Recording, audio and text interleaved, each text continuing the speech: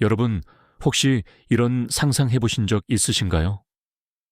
아주 작은 존재, 단 한 종의 동물이 거대한 강의 흐름을 바꾸어 놓는다는 이야기의 말이죠.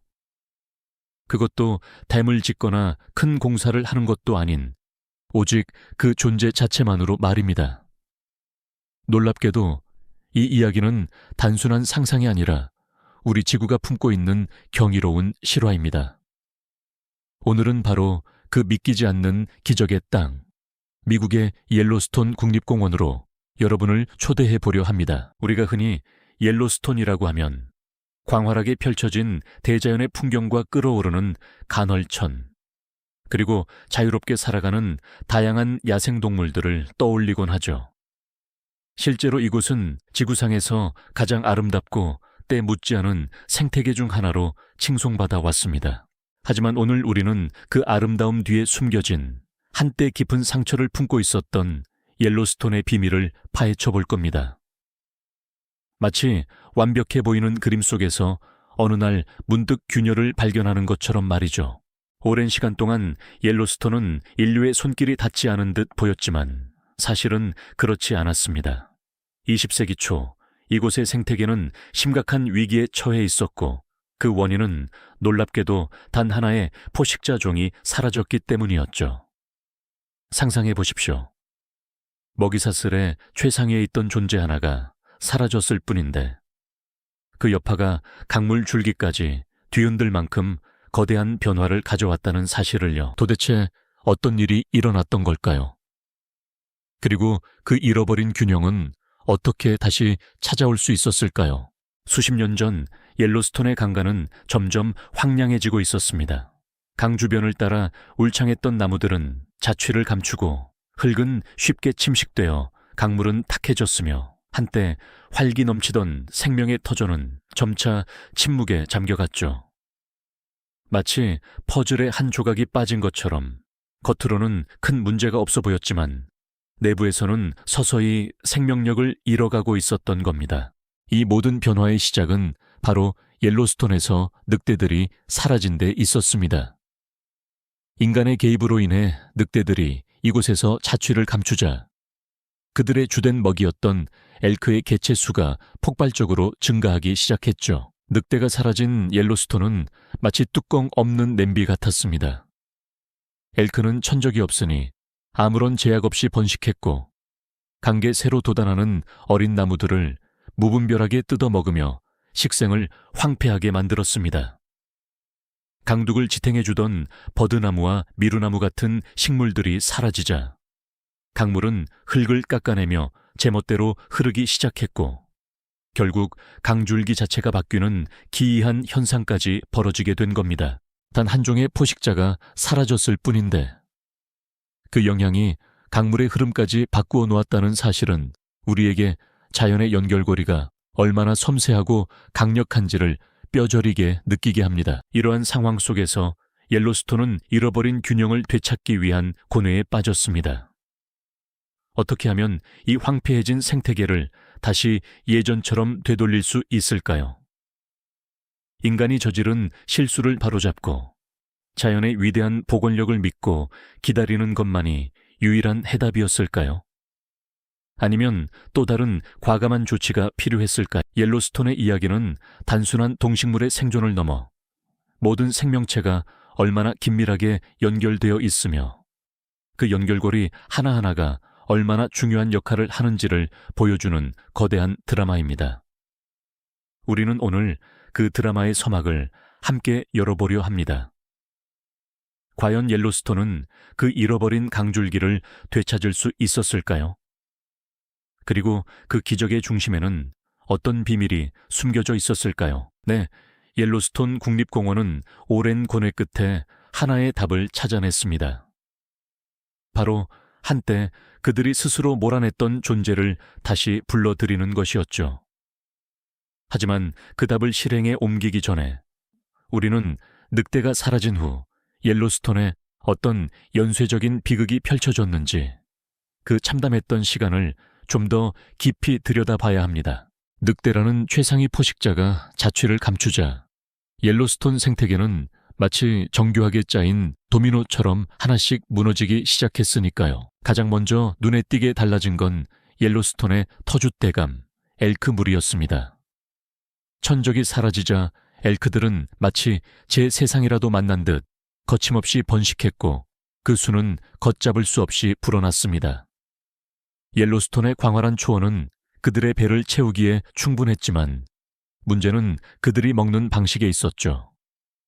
특히 강가에 빼곡히 들어서 있던 어린 버드나무와 포플러, 아스펜 같은 나무들은 엘크들의 주식이나 다름없었습니다. 싹이 트고 채 자라기도 전에 무성하게 불어난 엘크떼에게 모조리 뜯어 먹혀버렸으니 숲은 점점 앙상한 가지만 남은 황무지로 변해갔습니다. 마치 불모의 땅처럼 보였던 겁니다. 나무 뿌리가 흙을 단단히 붙잡아주던 힘을 잃자 강물은 더 이상 제자리에 머물지 않았습니다.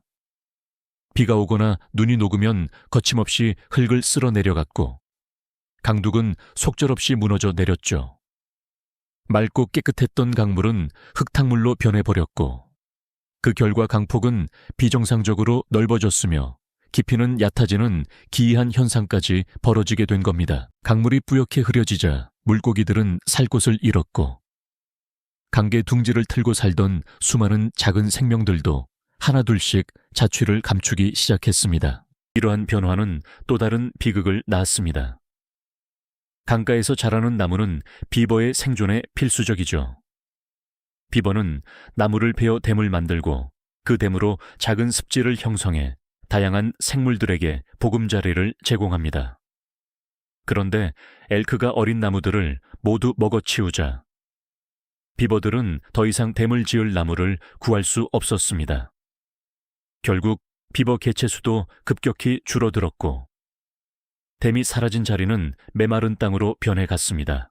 비버댐이 만들어주던 습지에 의존해 살아가던 오리나 수많은 작은 새들, 그리고 양서류와 곤충들 역시 삶의 터전을 잃고 뿔뿔이 흩어질 수밖에 없었죠. 단 하나의 포식자가 사라졌을 뿐인데 마치 잘 짜인 퍼즐 조각이 하나씩 빠져나가듯 모든 것이 무너져 내리고 있었던 겁니다.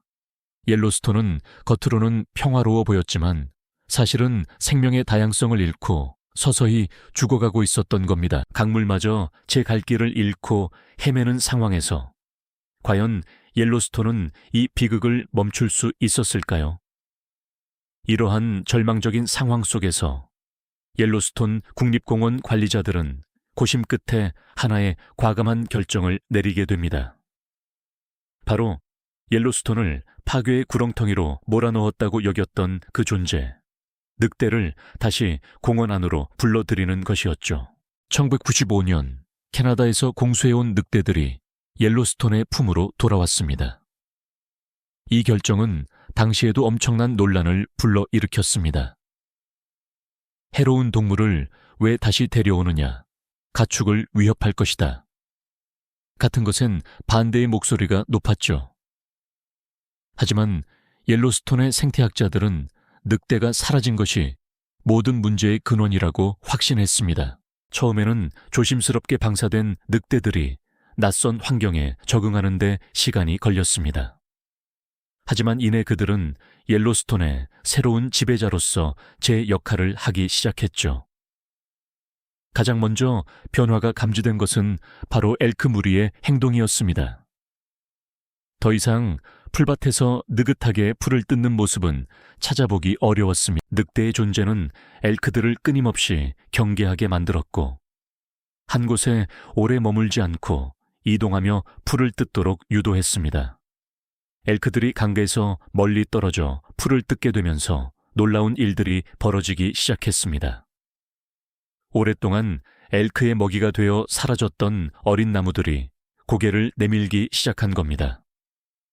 앙상했던 강가는 아주 조금씩 생명의 푸른빛을 되찾으려는 움직임을 보였죠. 옐로스톤 생태계의 기적 같은 역정극이 시작된 순간이었습니다. 이 기적은 결코 우연히 찾아온 것이 아니었습니다. 모든 생명체가 연결되어 있다는 자연의 섭리를 믿고 인간이 저지른 실수를 용기 있게 바로잡으려는 대담한 결정에서 시작되었죠. 1995년 옐로스톤 국립공원은 오랜 논의 끝에 늑대 재도입이라는 당시로서는 매우 파격적인 계획을 실행에 옮기게 됩니다. 늑대들이 다시 옐로스톤 땅을 밟게 된 순간 많은 이들이 우려와 기대를 동시에 품었을 겁니다. 과연 사라졌던 최상위 포식자가 돌아온다고 해서 황폐해진 생태계가 제자리를 찾을 수 있을까요? 처음에는 우리에서 풀려난 늑대들이 낯선 환경에 적응하는 데 시간이 필요했습니다. 하지만 그들은 이내 옐로스톤의 새로운 지배자로서 본능적인 역할을 수행하기 시작했죠. 가장 먼저 감지된 변화는 바로 엘크 무리의 행동 패턴이었습니다. 늑대의 존재는 엘크들을 끊임없이 경계하게 만들었고, 더 이상 한 곳에 오래 머물며 풀을 뜯는 여유를 허락하지 않았습니다. 엘크들은 포식자의 위협을 피해 자주 이동하며 풀을 뜯게 되었고, 특히 강가처럼 늑대에게 매복당하기 쉬운 곳에서는 멀리 떨어져 풀을 찾기 시작했습니다. 엘크의 이러한 행동 변화는 강가 식생에 놀라운 회복을 가져왔습니다. 오랫동안 엘크의 무자비한 먹이가 되어 사라졌던 어린 버드나무와 미루나무, 그리고 포플러들이 다시 고개를 내밀기 시작한 겁니다. 앙상하게 뼈대만 남아있던 강변은 아주 조금씩 생명의 푸른빛을 되찾으려는 움직임을 보였죠. 마치 오랜 잠에서 깨어난 듯 강계는 새싹들이 돋아나고 어린 나무들이 무럭무럭 자라나기 시작했습니다. 이 작은 변화는 곧 옐로스톤 생태계 전체를 뒤흔드는 거대한 역정극의 서막이었습니다. 강계 나무들이 다시 울창해지면서 또 다른 놀라운 손님들이 돌아오기 시작했습니다. 바로 비버들이었죠.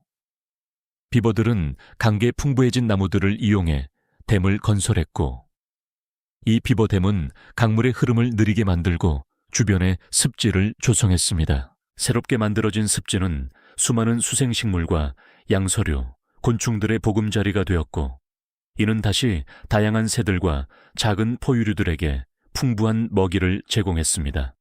강가는 생명력 넘치는 오아시스로 변모하기 시작한 겁니다. 마치 잃어버렸던 생태계의 조각들이 하나둘씩 제자리를 찾아가는 듯한 모습이었죠. 그리고 마침내 누구도 상상하지 못했던 경이로운 변화가 찾아왔습니다. 바로 늑대가 강물의 흐름을 바꾼다는 믿기 힘든 사실이었습니다. 어떻게 포식자 한 종이 강물에 영향을 미칠 수 있었을까요? 그 비밀은 강가에 빽빽하게 자라난 나무들에 있었습니다. 나무들의 뿌리는 강변의 흙을 단단하게 붙잡아 주었고, 이로 인해 강물에 의한 침식이 현저히 줄어들게 되었습니다. 침식이 감소하자 강물은 더 이상 넓고 얕게 퍼지지 않고 좁고 깊은 형태로 흐르게 되었죠.